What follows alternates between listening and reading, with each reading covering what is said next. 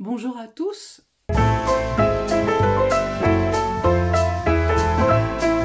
Nous sommes aujourd'hui à l'épisode 3, en fait, de la fameuse saga d'Anlier, de la forêt d'Anlier.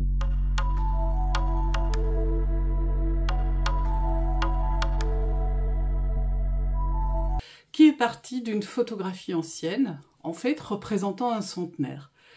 On a découvert qui était le centenaire, c'est Jean-Robert Dulieu, qui est né en février 1830. La photo a été prise en février 1930.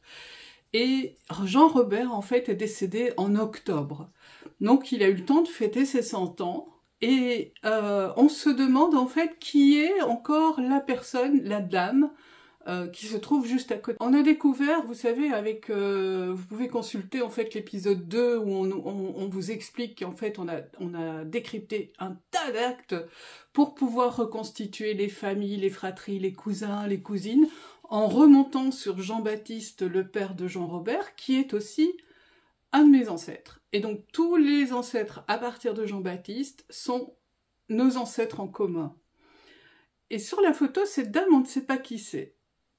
Est-ce que c'est une de ses filles? Elle restera dans l'inconnu.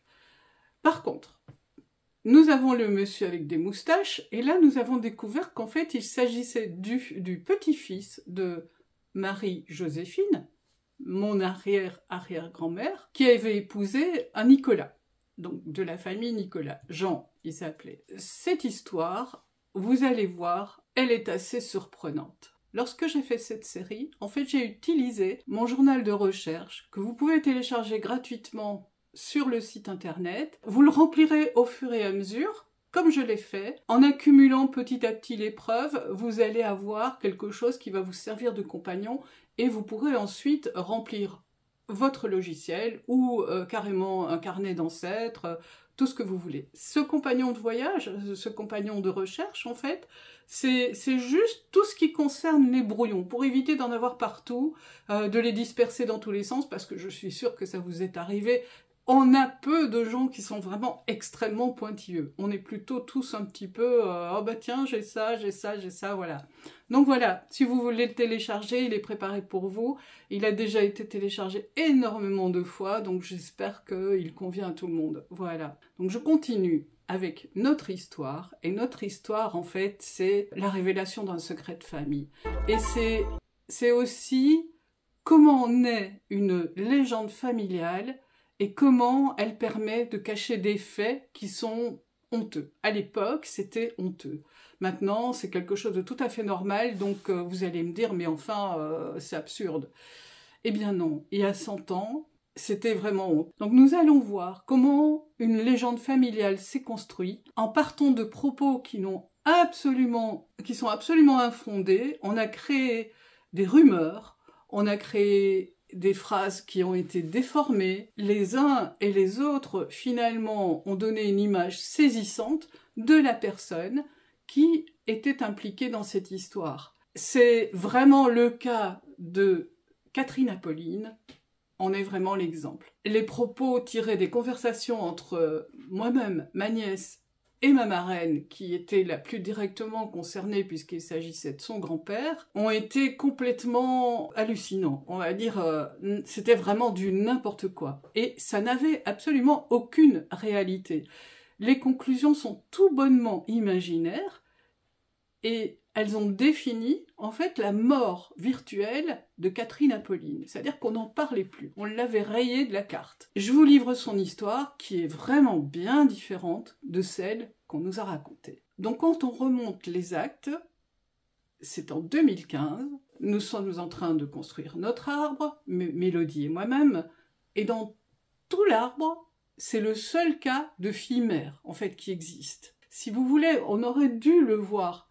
Mais on était tellement habitués à entendre son patronyme Nicolas que c'était logique qu'on trouve des Nicolas. Et on a lu l'acte, mais ça n'a pas tilté, sauf quand on est remonté avec cette photo en se disant mais il y a quand même quelque chose d'anormal. Et quand on lit bien l'acte, en fait, voilà ce qu'il est inscrit. Je vous le lis. Donc en fait, le 11 novembre 1877, à Méliès, Sa grand-mère, Marie-Joséphine Dulieu, donc la sœur de Jean-Robert, âgée de 60 ans, ménagère, déclare qu'à raison de l'accouchement qui a eu lieu chez elle, que le 9 du présent mois, à 3 heures du matin, est né hors mariage, de Catherine Apolline Nicolas, âgée de 19 ans, journalière, domiciliée à Méliès, un enfant de sexe masculin et prénommé Émile. On l'avait lu, mais on n'avait pas fait attention à hors mariage. Et puis, ça voulait dire aussi que la grand-mère, en fait, l'accouchement a eu lieu à la maison, c'était quelque chose de très courant. Et la grand-mère elle-même est venue déclarer à la mairie la naissance d'Émile, pardon. Alors, quand on a interrogé la famille, ça n'a fait qu'épaissir le mystère. Les réponses aux questions ont été « Ben oui, mais tu le savais, et puis elle n'a jamais voulu dire qui c'était. » Donc en fait, en reportant, à la façon dont c'était raconté, en reportant la faute sur Catherine, alors que nous, on interrogeait juste sur « Ah ben, est-ce que Nicolas a un père qui est connu ?» Donc la porte du coffre-fort s'est refermée. À la question, en fait, que j'avais posée, c'est-à-dire, ben, elle était jeune, elle avait que 18 ans quand elle a eu cet enfant, on m'a répondu « Non, non, non, non, non ». Mais quelques jours plus tard, c'est ma marraine qui m'a parlé de ça, ma maman étant décédée, elle m'a rappelé pour me dire « Ben oui, c'est vrai, elle s'est mariée avec un certain Michel, ils sont partis à Metz, elle a eu d'autres enfants, et puis ils sont tous morts là-bas de la grippe. » Alors là, vous voyez ma tête, et puis pof, la porte était claquée. On n'en parle plus. C'est terminé, cette histoire, on ne veut pas en entendre parler. Donc, réflexe de généalogiste, essayez de comprendre et de vérifier les actes. Uniquement les actes. Le reste peut être faux, et ensuite, retracer la ligne de vie de la personne. Donc, on retrace la ligne de vie de Catherine Apolline, qui est née, en fait, le 29 septembre 1858 à Méliès, dans le Luxembourg belge. Et elle est la fille de Jean-Nicolas et de Marie-Joséphine, qui sont nés, eux, dans les Pays-Bas autrichiens. Sa mère a 12 ans de plus que son père. Juste, ils descendent d'une longue lignée, tous les deux, de gens qu'on peut tracer dans cette région jusqu'au XVIIe siècle, et même parfois plus tard. Catherine a 18 ans, et vers le mois de septembre, elle rencontre un homme. Elle a une amourette, et cet homme, en fait, ne fera jamais partie de sa vie. Mais il lui laissera un petit. Est-ce que c'était une relation consentante? Nous ne le saurons jamais. Est-ce qu'il faisait partie de son entourage proche? Nous ne le saurons pas non plus. Son ventre s'arrondit, dans un environnement très catholique, très influencé par une culture alémano, autricho, franco-luxembourgeoise, où dominent quand même les 3 K. Les 3 K, c'est Kirche, Kind und Küche, c'est-à-dire les enfants, l'église et la cuisine. Et c'est là qu'est la place de la femme, rien d'autre. Voilà, c'est comme ça. Donc elle a fauté. Elle n'est vraiment pas mariée, donc elle apporte la honte à sa famille et à tout son entourage. Donc on la cache. Ça, c'est sûr et certain. Le 9 novembre 1877, elle met au monde le petit Émile Nicolas, qui est prénommé comme ça. C'est son premier enfant. Et il est prénommé comme ça. Pourquoi? Je ne sais pas. Est-ce qu'elle aimait ce prénom? Je ne sais pas. Mais il n'y a pas d'autre Émile, en fait, dans son entourage. Parce que là, il n'y a que des Jean-Baptiste, des Jean-Martin, des Jean-Hubert, Enfin, c'est toujours le même prénom qui revient. Elle aurait pu lui donner le nom de son père. Jean, non. Elle a transgressé encore dans cette naissance. Donc, elle a transgressé une première fois en ayant un enfant, en étant célibataire. Elle a transgressé une deuxième fois en donnant un prénom qui n'était pas dans le milieu familial. Donc, c'était quand même un caractère un petit peu différent des personnages qui étaient dans son environnement. Et ensuite, on voit que ce petit Émile, il est aimé. Il a dû être pris en charge par les grands-parents et par la communauté, en tout cas. j'ai quelques photos de lui et on voit qu'il était certainement d'un bon caractère parce que en fait, sur toutes les photos, on voit qu'il y a quelque chose de relationnel, d'important avec les autres personnes. Et puis, Catherine disparaît des souvenirs. Elle est effacée. Et pourtant, elle va se marier 2 fois. Elle a 27 ans. Elle travaille comme journalière et le 23 décembre 1885, elle va se marier avec Théodore Ignace Michel. Effectivement, elle se marie avec un Michel. Lui, il est né le 23 mars 1843. Il a 42 ans, donc il y a une différence d'âge, et il est originaire du village proche de Rancimont, mais juste à côté, vraiment. On reste dans la même atmosphère. Donc ça veut dire que Catherine a vécu dans ce village, est sortie dans ce village, a connu d'autres personnes. Donc, Émile et Catherine vivaient dans l'espace, dans l'environnement social qui était celui de ses ancêtres. Et son cousin éloigné, Théodore Ignace Michel, est un cousin assez éloigné. Il y a beaucoup de Michel dans la famille, donc voilà. De toute façon, on trouvera toujours une cousinade dans tous ces villages du Luxembourg. Donc, les témoins à la noce sont les Paris, les Fassbender, les Gilardin, et ils sont tous cousins, ils cousinent tous plus ou moins de près. Ensuite, à 28 ans, quelques mois plus tard, elle met au monde une petite fille, Léona Catherine Michel, le 25 novembre 1886, à Méliès. Émile a 9 ans à ce moment-là. Et Méliès, c'est une petite commune, donc forcément, ils ont dû se connaître.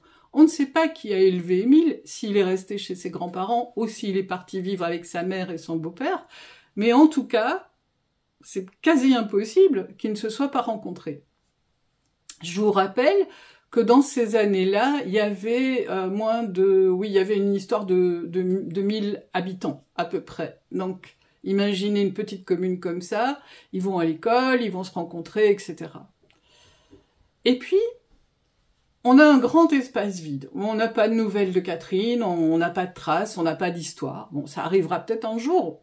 En généalogie, il faut ne s'étonner de rien. Voilà que Catherine a 42 ans. 15 ans plus tard, elle accouche d'une deuxième petite fille, Joséphine Augustine Michel, le 9 mai 1900. Et le couple n'est plus à Méliès. Il est parti loin, effectivement, et ils ont bougé.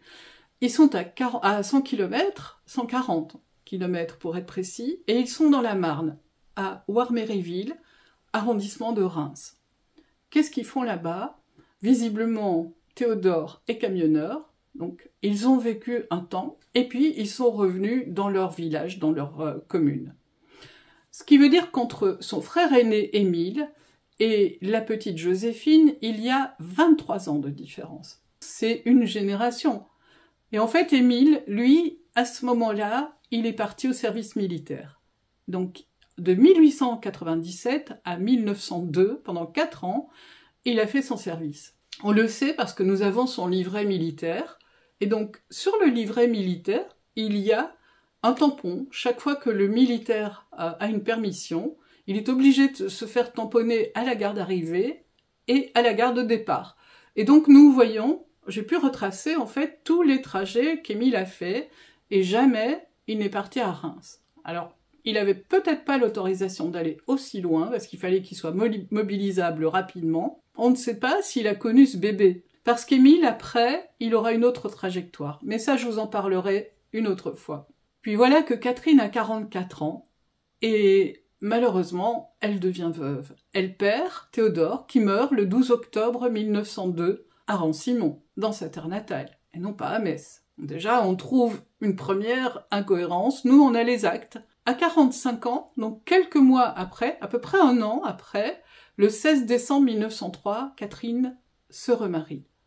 Elle se remarie et son deuxième époux, Hubert Hoffmann, a déjà des enfants. Il est veuf, lui aussi. Il a déjà eu une vie. Eux deux n'auront pas d'enfants, ça aurait pu arriver. Hein. Et en fait, Hubert, vivra longtemps avec elle. Et là encore, on a une grande période de temps sur laquelle on n'a pas d'informations. Catherine a 76 ans, elle décédera le 18 juillet 1834 à Méliès. Alors c'est pas la peine de chercher si elle est décédée de la grippe, parce que sur les actes, c'est marqué quelquefois, mais ce n'est pas normal. On ne met pas les problèmes médicaux sur les actes officiels de décès. Son époux Hubert Hoffmann décédera 6 ans plus tard, il aura 81 ans quand il décédera, et il sera toujours à Méliès. Donc en fait, ils n'ont pratiquement jamais quitté Méliès, en dehors du moment où ils sont allés à Reims, certainement pour le travail de Théodore Michel, qui était à ce moment-là camionneur. Donc comme vous pouvez le constater, ils sont pas morts de la grippe, en tout cas pas tous les 4 ensemble, et pas à Metz.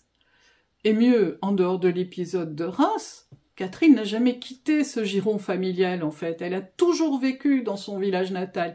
Elle était proche de sa famille et de son fils aîné, même si, probablement, qu'elle ne s'en occupait pas. Et voilà comment on a enfumé, en fait, toute la vie, déformé la vie de quelqu'un de proche, et comment on peut le faire mourir virtuellement dans une famille. Ça, c'est au point même que certaines personnes arrivent à ne plus parler à certaines autres dans des familles. C'est-à-dire qu'elle a fauté, donc on ne veut pas en entendre parler. C'est quelque chose d'incroyable. Donc vous voyez, ma grand-mère aurait dit que, donc ma grand-mère, la fille d'Émile, aurait dit qu'en fait ce n'était pas vrai, qu'il n'était pas marié. Sa belle-mère a eu Émile alors qu'elle était mariée, parce que c'était quelque chose d'absolument impensable pour elle, dans ses croyances, dans ses convictions. Donc on n'en parlait pas parce que elle avait certainement un doute, en tout cas ses sœurs le savaient. Moi, je n'ai jamais été mise au courant, pour la bonne raison que vous comprenez qu'elle n'a pas voulu me mettre au courant de cette situation-là, on n'en parlait pas. Donc tout ce qui était bien, ça allait, mais dès qu'il y avait un petit problème, on n'en parlait pas. C'est la seule fille-mère que j'ai retrouvée dans toute ma généalogie. Quelquefois, on en a par génération, et là, non, c'est la seule. Et donc vous voyez, on ne saura jamais, en fait, qui était le nom du géniteur d'Émile. Tant pis, hein, c'est pas grave. Il va me manquer toute une branche de ce côté-là. Tant pis, c'est pas grave non plus. Par contre, ce qui est surprenant, c'est la façon dont on monte ces histoires familiales, ces rumeurs et toutes ces choses. Donc, mon conseil, c'est, si vous entendez des choses un petit peu louches dans votre famille, hein, donc il faut quand même aller faire des recherches et aller rechercher dans les actes. Il n'y a que cette façon-là de vérifier les dires et de pouvoir contrer, en fait, les allégations des uns et des autres. Une phrase est vite déformée et de personne en personne, si on raconte une phrase à la première personne, la 10e va raconter quelque chose de complètement différent. C'est quelque chose de très habituel. Donc qu'en pensez-vous? Est-ce que vous avez vous aussi des légendes familiales dans votre famille? Est-ce que vous vous êtes amusé à les décoder? Alors je vous retrouve la semaine prochaine parce que au début, le premier épisode, je vous ai mis dans le contexte. Je vous ai parlé des Ardennes, je vous ai parlé des mines, je vous ai parlé de tout ça. Et là, je vais vous raconter l'histoire d'Émile et comment, en fait, tout ça vient s'imbriquer les uns dans les autres. Oui, les uns dans les autres quand on met les choses dans le contexte. Donc je vous dis à bientôt. Je vous remercie encore de me suivre. J'espère qu'au 1er novembre, on arrivera à 15 000 vues. Alors, je pensais arriver à 14 000, mais là, c'est en train de monter. Donc, si on pouvait, pour le 1er novembre, arriver à 15 000 vues, le 1er novembre, ce sera la première année de la chaîne. Donc, ce serait, pour moi, un cadeau fantastique. Là, je vous dis à bientôt et je serai ravie de vous retrouver la prochaine fois pour l'épisode 4. Bye bye!